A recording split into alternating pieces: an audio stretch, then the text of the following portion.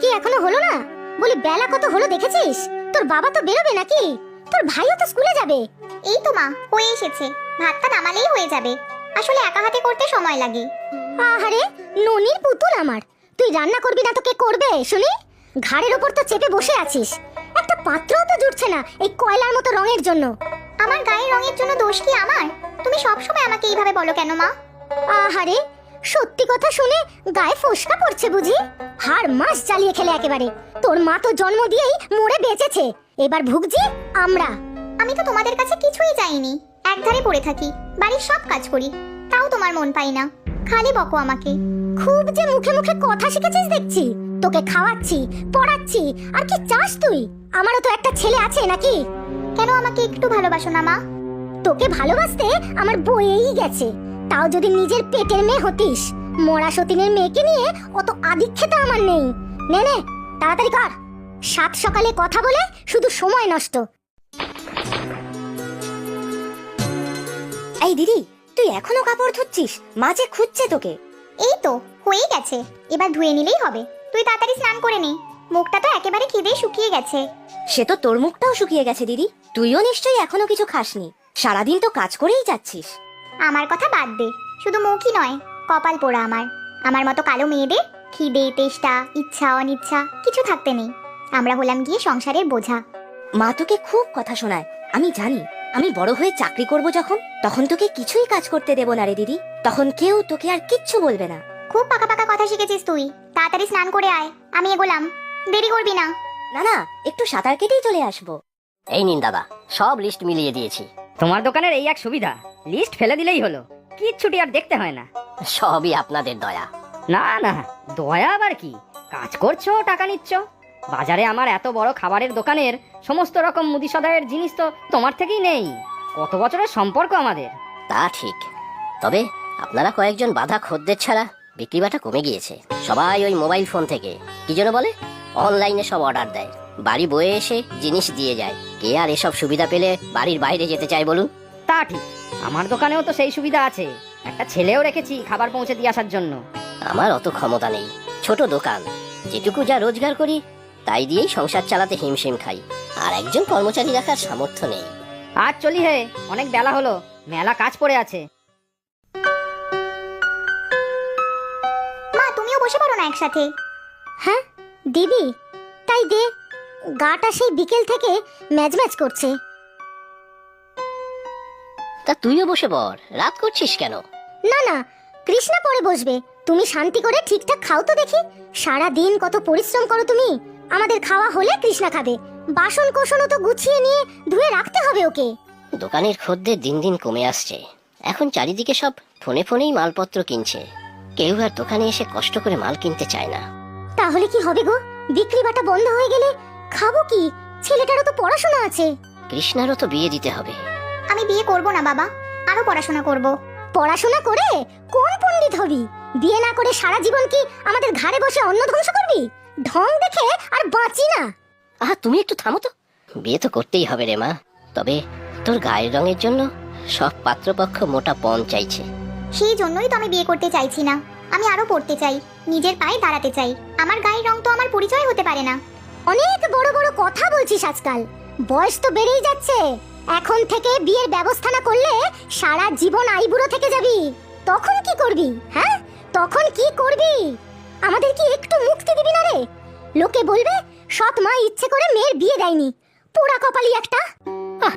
ওকে ওভাবে বলো না। তুমি চুপ করো। ওকে কি সারা জীবন বসিয়ে বসিয়ে খাওয়াবো নাকি? আমাদের ছেলেরও তো একটা ভবিষ্যৎ আছে নাকি? ওর নিজের মা তো মরে বেঁচেছে, জ্বলে পুড়ে মরছি আমি। বাবা, আমাকে একটা সুযোগ দাও পড়াশোনা করার। আমি এখন বিয়ে করতে চাই না। আবার মুখে মুখে কথা বলছিস তুই? তোর বাবা কি বলবে রে? হ্যাঁ, আমি যা ঠিক করব তাই হবে।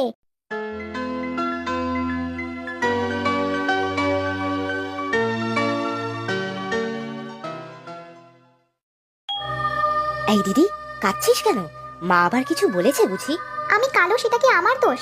আমি এখন বিয়ে করতে চাই না। মা আমাকে জোর করে বিয়ে দিতে চায়। কাঁদিস না দিদি, তুই মন খারাপ করে থাকলে আমার খুব কষ্ট হয়। আমি মাকে বলবো। না, কাউকে কিছু বলতে হবে না। আমার নিজের মা থাকলে এমনটা কখনো হতো না। এরকম করে বলিস না, আমি তো তোকে কত ভালোবাসি বল। তোর জন্যই তো এত অপমান অসম্মান সহ্য করে আছি। তোকে যে খুব ভালোবাসি ভাই, কিন্তু বিয়ে আমি কিছুতেই করব না।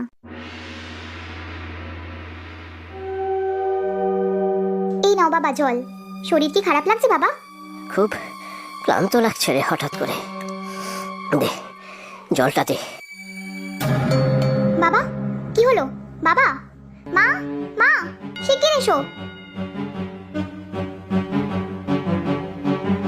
কি কি হয়েছে? হায় হায়, কি সর্বনাশ হলো আমার! তোর বাবা কথা বলছে না কেন? ওগো ওগো, কি হলো? হ্যাঁ, কি হলো? তুমি বাবার কাছে থাকো মা, আমি ডাক্তার ডেকে আনছি। হ্যাঁ হ্যাঁ, শিগগির যা, শিগগির যা। হ্যাঁ গো, আজকে একটু ঠিক লাগছে? হ্যাঁ ওই আর কি, কি দোষ করেছিলাম কে জানে। একেবারে যে পথে বসে গেলাম, দোকানও খুলতে পারছি না। আমি আছি তো বাবা, চিন্তা করছো কেন? কি করবি তুই? হ্যাঁ, কি করবি? খালি তো বড় বড় কথা। কোন কাজে লাগিস তুই? খালি অন্ন ধ্বংস করছিস। হ্যাঁ, চুপ কর তুই। দোকানে যে বসতেই পারছি না, এমনি বিক্রি বাটা কমে গেছে। এখন যাও বা 2-4 জন ছিল, সেও চলে যাবে। চিন্তায় চিন্তায় আমার ঘুম চলে গেছে। ছেলেটা ছোট। চিন্তা করো না মা, আমি তো আছি। তুই থাম, তাও যদি তোর বিয়ে দিয়ে উদ্ধার করতে পারতাম, তাও একটা পেট কমতো। এখন থাক না সব কথা। কিভাবে সংসার চলবে ভাবো। এভাবে চললে যে পথে বসতে হবে, খাওয়াও জুটবে না। ডাক্তার, ওষুধে যা সঞ্চয় ছিল সব খরচ হয়ে গেছে। সবই কপাল আমার। অদৃষ্ট অদৃষ্ট, কার যে নজর লেগেছে কে জানে। আমরা যে এসেছি কেউ দেখতে পাইনি তোরে ভাই? না রে দিদি, মা তো পুকুর ঘাটে গেছে, এখন ফিরতে অনেক দেরি আছে। চল তাড়াতাড়ি দোকানটা খোল। বাবার দোকানের খদ্দেরদের হিসেবের খাতাটা খুঁজে বার করতে হবে, সবার নাম্বার বার করতে হবে।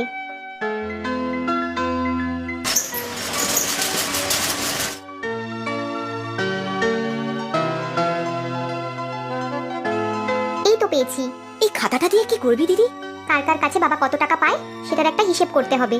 তারপর তাদেরকে ফোন করে টাকার কথা বলতে হবে। এই তো সবার ফোন নাম্বার লেখা আছে এখানে। আমিও কিন্তু যাবো তোর সাথে, তুই যেখানে যেখানে যাবি। আরেকটা কথা ভাবছি, বাবা সেদিন বলছিল না যে এখন সবাই বাড়ি বসেই সব চায়, আমরাও যদি সবার বাড়ি বাড়ি মাল ডেলিভারি করি। আমার তো সাইকেল আছে, তাতে করেই নিয়ে যাব।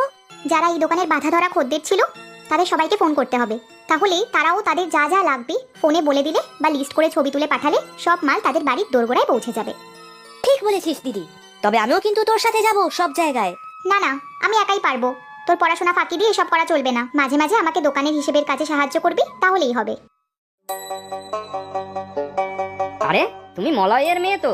হ্যাঁ কাকা বাবু, বাবার দোকানটা এখন আমিই দেখাশোনা করছি। বাবা তো খুব অসুস্থ, আপনি তো বাবার দোকান থেকেই সব মাল নিতেন। হ্যাঁ নিতামই তো।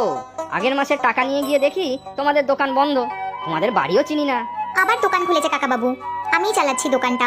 আর কষ্ট করে আপনাকে যেতেও হবে না, একটা ফোন করে কি কি লাগবে বলে দেবেন, আমি সাইকেলে করে এসে দিয়ে যাব। তবে খুব সকালে কিন্তু হবে না, আমি ঘরের কাজ সব শেষ করে তারপর দোকান খুলবো। তাহলে তো ভালোই হলো, সব সময় যাওয়াটা তো সম্ভব হয় না। আচ্ছা শোনো, আগের মাসের টাকাটা নিয়ে যেও। আর কাকা বাবু একটা অনুরোধ, আপনার চেনা জানা সবাইকে একটু বলবেন আমাদের দোকানের কথা। বলবেন বাড়িতে মাল ডেলিভারিরও ব্যবস্থা আছে। অবশ্যই বলবো। তুমি যে তোমার বাবার পাশে দাঁড়িয়েছো এটা দেখে খুব ভালো লাগছে। আমি সব রকম ভাবে তোমাকে সাহায্য করব।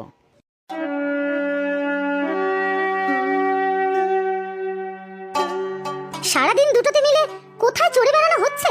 হ্যাঁ, ঘরে যে বাবার শরীর খারাপ সেদিকে খেয়াল আছে? হায় হায়, সঙ্গ দোষে আমার ছেলেটাও উচ্ছন্নে যাচ্ছে। ভাইয়ের কোনো দোষ নেই।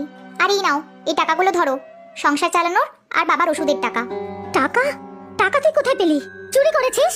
মা, তুমি দিদিকে কেন এইভাবে বলো? বাবার বন্ধ দোকানটা দিদি খুলেছে আবার। খদ্দেরদের বাকি টাকা আদায় করা, বাড়ি বাড়ি মাল পৌঁছানোর ব্যবস্থা করা, সব দিদি করেছে। এগুলো সেই টাকা। আরো নতুন অনেক খদ্দের হয়েছে। এসব সত্যি? হ্যাঁ মা, সত্যি। অনেক বয়স্ক মানুষ যারা সব সময় বেরোতে পারে না, তারা ফোনে তাদের কি কি লাগবে বলে দিলে আমি ভাইয়ের সাইকেলে করে দিয়ে আসি। আমিও মাঝে মাঝে হিসাব দেখে দেই, তবে দিদি পড়াশোনা ফাঁকি দিতে দেয় না। তুমি চিন্তা করো না মা, আমি আবার দোকানটাকে দাঁড় করিয়ে দেব। সত্যি রে কৃষ্ণা, আমি অন্যায় করেছি তোর সাথে এতদিন। সতীনের মেয়ে বলে তোকে সহ্য করতে পারতাম না, কখনো মন থেকে তোকে আপন করতে পারিনি। আজ আমার সব অভিমান রাগ সব ধুয়ে গিয়েছে। আয় মা আয়, বুকে আয় মা। মা বলে ভালো করে ডাকতো আমাকে, ভালো করে।